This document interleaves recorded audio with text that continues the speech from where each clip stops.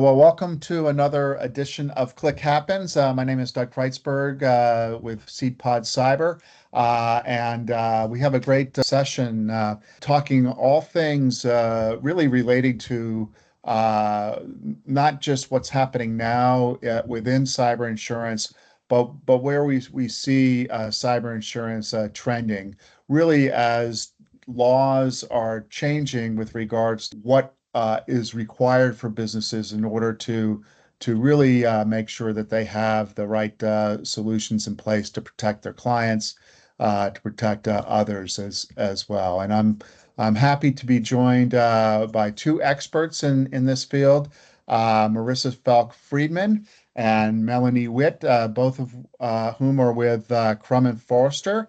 So, Morissa, if you could just introduce yourself, that would be great. Hi, my name is Morissa Falk-Freedman. I am an AVP of ERIS Claims at Crum Forster. Happy to be here today. All right, great. And Melanie?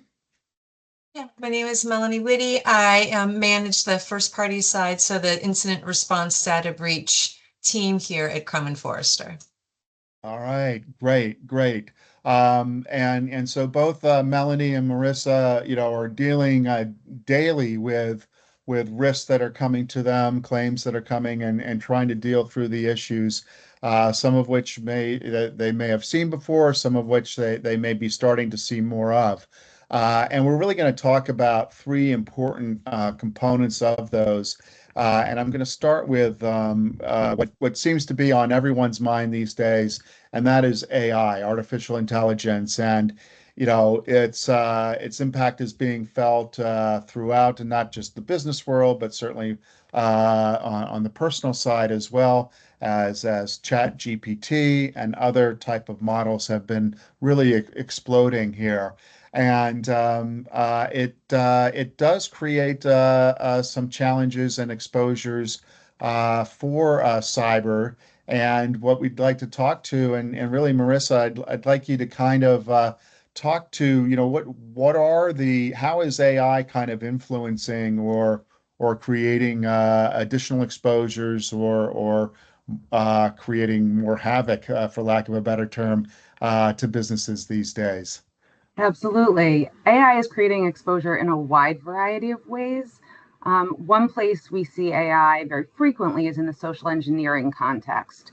So just to level the fields here, social engineering is the manipulation of individuals into divulging confidential information or performing certain actions, essentially through trickery.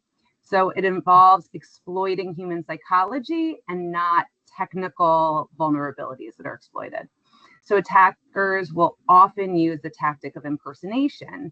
And in the last number of years, AI has made the tactics used in terms of AI much more successful. So think back to internet frauds of only a short number of years ago. If you received a social engineering email from a threat actor, you might notice dangling punctuation, you might notice unusual word order, signals that the email is not actually coming from your colleague or vendor, but rather somebody who did not grow up as a native English speaker, perhaps. With AI, threat actors from all over the globe can now draft their emails in a manner that sounds much more fluent. So the clues of the past no longer serve to tip people off in the same way.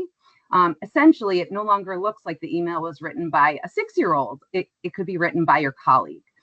And you may think, but our company has built-in processes to stave off social engineering frauds. And that's great and really important. But AI is still helping threat actors to trick employees convincingly. So for example, a threat actor is trying to convince someone into wiring them money instead of the vendor to whom your company owes money.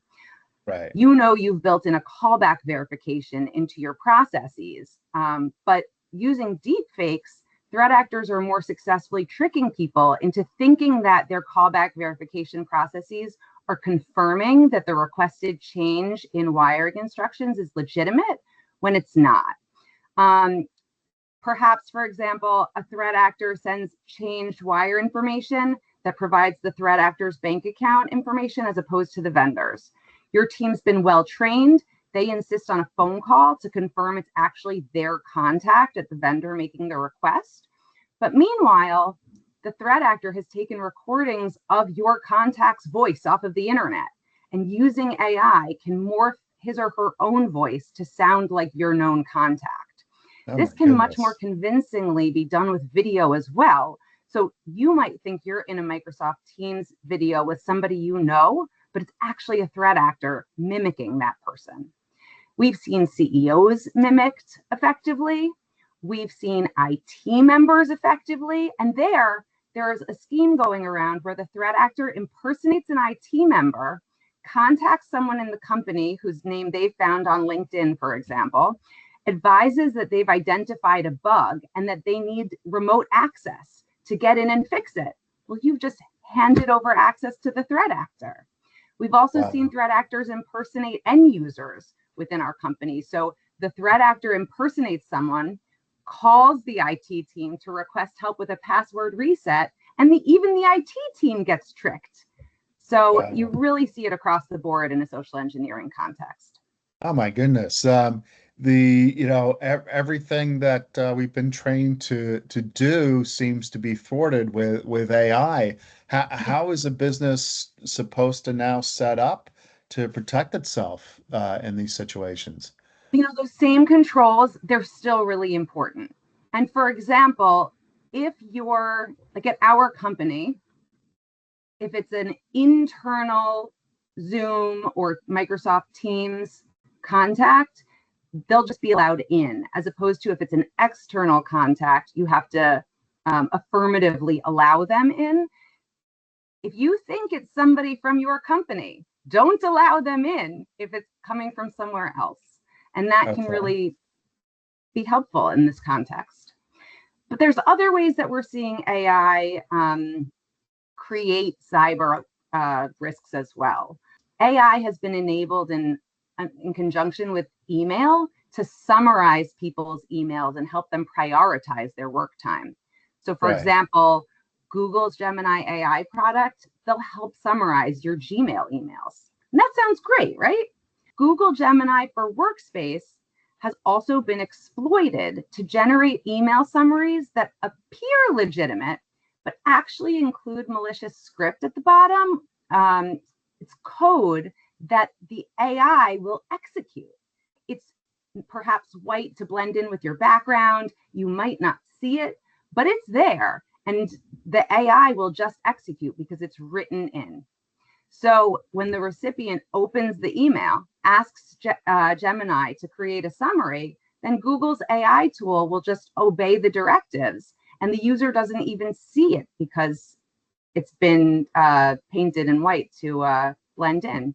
So despite reports that this has been happening for the last year or so, the technique remains really successful, but there are safeguards that have been implemented. It's just important that you affirmatively turn them on. Of course. Yeah. Of course. And we also see it in an E&O context. There are a number of ways that AI can create liability as well. So for example, as workers get more comfortable with AI, they can use AI for more purposes. But we know that AI can hallucinate. Right. And AI hallucinations, they refer to instances where artificial intelligence systems will create answers or information that's false or not rooted in the underlying data. And if you're depending on AI to create conclusions, hallucinations can be the basis of professional liability errors. Right. So there have been a Interesting. number of newsworthy headlines here. Okay. Where lawyers have been sanctioned by courts for depending on case law that doesn't really exist. Right. In any similar way, even in a technology company context, if you're relying on information that's been pulled by AI, you need to check it. Right. Right. Yeah, that's so we can't we still have to have somebody reviewing the material who knows what knows what the subject matter is before we send it out, right? Yeah. There.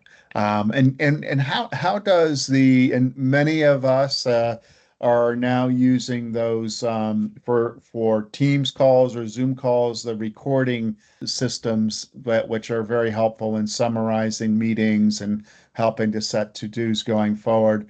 Are there any things that we need to be more concerned about or or have at the top of mind before we start using them? Yeah, it just remains really important to have human eyes as part of the process. So, for example, you have your meeting, there's an AI summary created. I have seen AI summaries where the parties have been mixed up in the summary, Uh, and there too, that can create real problems. So, it's not only good for job security, but it's really important in the context to make sure that you keep human eyes to confirm that the summary is accurate. right, right. And what have you been seeing with regards to in the traditional cybersecurity context, it's called data loss protection. Could be IP. If I'm using AI in my business, I have my own Chat GPT account. I'm downloading or uploading, business information. Is there a danger that that gets spread out through, is Sam Altman reading everything that we're putting in? Yeah, absolutely. It can definitely create some concerns. In entering sensitive data into any external artificial intelligence, large language model, machine learning services, such as ChatGPT, can really create liability from the unauthorized disclosure of sensitive information. So, for example, if you put your client's sensitive information into ChatGPT, you're disclosing that sensitive information. So it's important that you have authorization to do so or that you don't put it in. If it's in violation of a privacy law, you could be held liable for that disclosure. And relatedly, having a corporate AI acceptable use policy that sets forth what is and what is not permissible, and having your team follow that policy can really help avoid sensitive data exposure and related liability. But it's really important to keep in mind that the AI landscape is new and regulators are still figuring out what they are going to do with it. But across the board, the technology is not really trusted, and regulators' ears are really perked up about it. And without getting political, as the regulatory landscape has diminished in the federal level, state regulators, both red and blue, are really upping their levels of activity. Right, right. And so you have to worry, similar to privacy, which we'll talk on in a little bit. You'll have to worry about what state laws pertain to AI and what the issues are with regards to it. And just is are my chats? I guess they are discoverable. If the, so Yeah, and they are. I'd have to deliver my all my chats to someone if required to. Yep, Uh, ugh, that's something that I think we all should be thinking about. absolutely.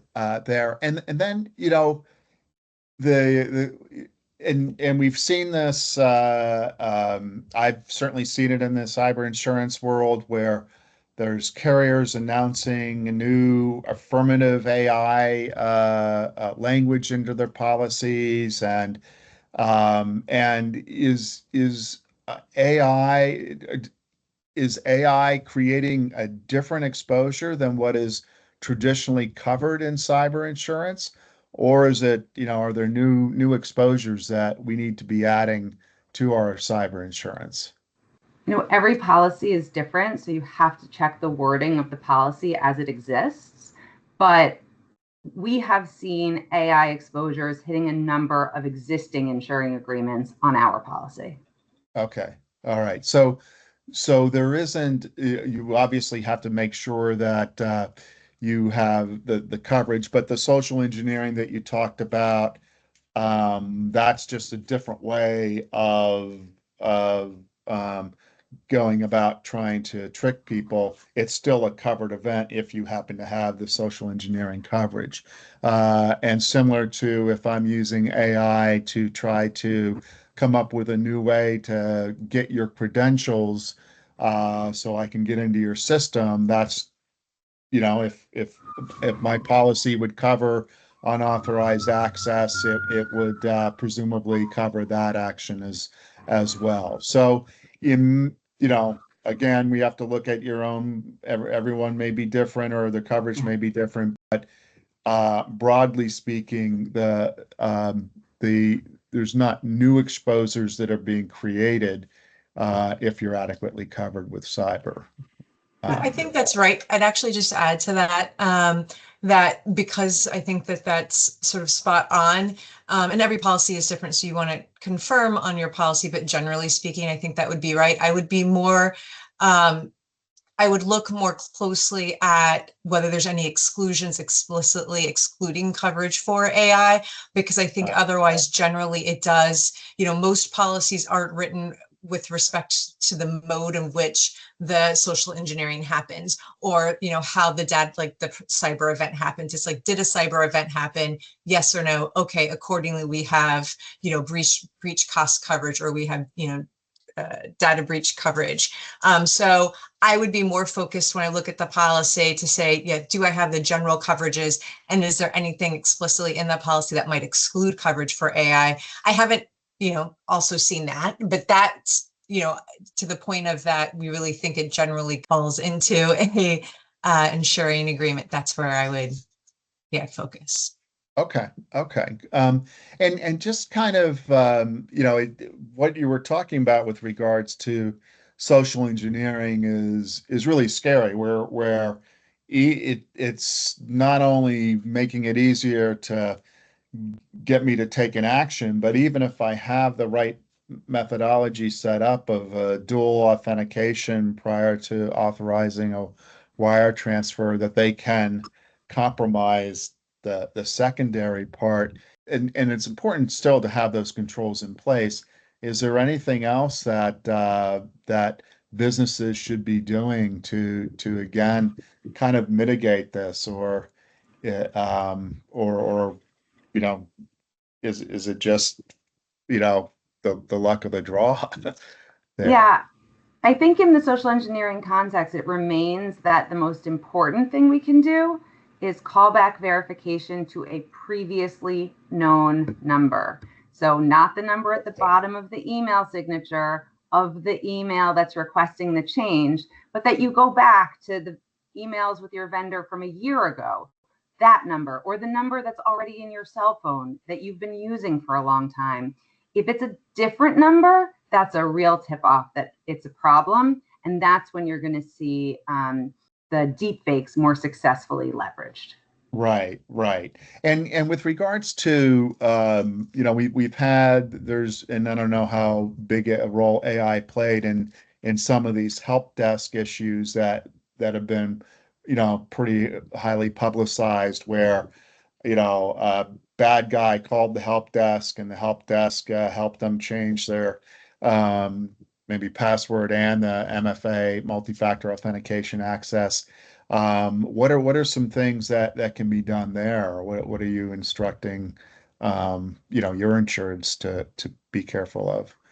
I think it's really the same messaging that Morissa just gave, with the added component that I have seen some companies have sort of a code that they're using. So, it would be, I call a number I already know, or I talk to somebody I already have spoken with, and then I know that internally, you have to give a verification code that isn't written anywhere, and I will say, and the code is 123, right? So it's another fail-safe that, a deep fake or a threat actor may not know what your particular company's code word is, as like a sort of third layer of verification. So it's not just my voice, me saying phone number, because phone numbers can be falsified. And, obviously now deep fakes, while it's less common, it is happening that people are using and manipulating voices so it'll sound like me, but then they would have to have this piece of information that, absent presumably it being me, you wouldn't know that the code is 123 or whatever the company sets up.